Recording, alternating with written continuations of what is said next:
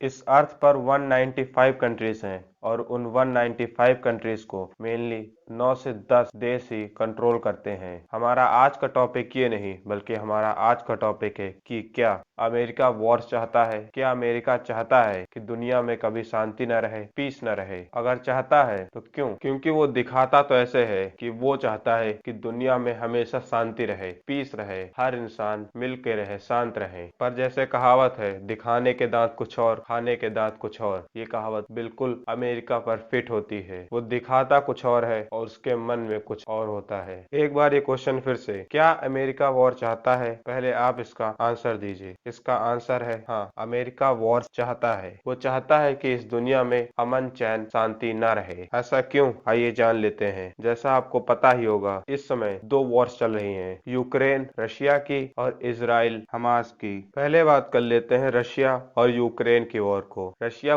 Ukraine की war को लगभग 2 साल से ज्यादा हो चुके हैं। रशिया की जो मिसाइल्स हैं, ड्रोन्स हैं, उसमें जो कंपोनेंट्स लगते हैं, उसमें से ज्यादा कंपोनेंट बाहर से रशिया इंपोर्ट करता है। यूएसए, चाइना, इजराइल और देशों से रशिया अपने मिसाइल, ड्रोन्स, टैंकों के लिए चीजें बाहर से इंपोर्ट करता है और रशिया सबसे ज्यादा चीजें इंपोर्ट करता है यूएसए से। पर वॉर के बाद से रशिया पर सैंक्शंस लगना स्टार्ट हो गए थे। रशिया के साथ सारे ट्रेड तोड़ दिए गए। पर रशिया को जरूरत थी माइक्रोचिप्स की, जो अमेरिका उसे देता था। पर सैंक्शंस के बाद ओपनली ट्रेड नहीं हो सकते थे, क्योंकि खुद अमेरिका ने ही रशिया के साथ ट्रेड ना करने के लिए हर किसी को बोल रखा था। अब यूएसए बनाता है अपनी सेल कंपनीज। सेल कंपनीज मतलब जैसे एक ऐसे ही कंपनी बना ली और उस कंपनी के थ्रू उस देश में चीजें सप्लाई करना। अब ये कैसे पता? रशिया और कुछ देशों के बीच में इतना ट्रेड नहीं होता था।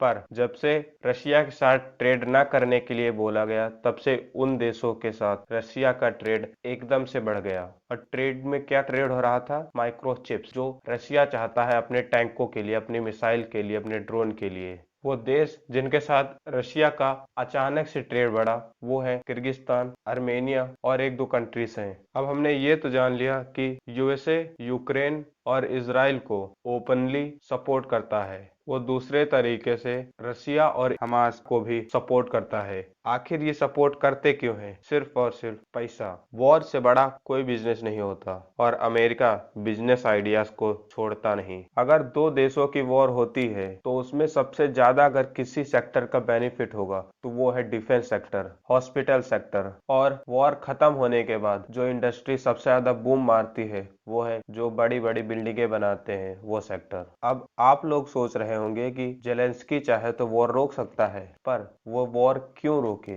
क्वेश्चन आता है ना कि अगर वो चाहे तो वॉर रोक सकता है, पर आखिर वो वॉर क्यों रोके? जेलेंस्की को पीछे से मनी पावर भी मिल रही है और अपना डिफेंस भी मिल रहा है, तो वॉर वो कंटिन्यू करे है। वॉर में उसका थोड़ी ना कोई लॉस है, वो थोड़ी ना वॉर करने जा रहा। वॉर करने तो उसके सिपाही जा रहे, मरेंगे उसके सिपाही, उसका क्या जा रहा? तो रशिया वॉर क्यों नहीं खत्म कर रहा? यहाँ पर बात है ईगो की। अगर रशिया पहले वॉर खत्म करता है तो वर्ल्ड वाइड ये मैसेज जाएगा कि रशिया यूक्रेन से डर गया, इसलिए वह वॉर से पीछे हट गया। और पुतिन तो ये चाहता नहीं। अब थोड़ी सी बात कर लेते हैं इजराइल की वॉर पर। हमास के पास इतना पैसा नहीं है कि वो अपनी वॉर को इतने समय तक खींच पाए, पर फिर भी वो वॉर लड़ रहा है, क्योंकि कोई तो पीछे से उसको सपोर्ट कर रहा है, कोई उसको मनी पावर दे रहा है, कोई उस डिफेंस दे रहा। और वो देश कौन सा है? अमेरिका। अब इतने के बाद अगर आपसे फिर से पूछूं क्या अमेरिका वॉर चाहता है, तो आपका आंसर क्या होगा?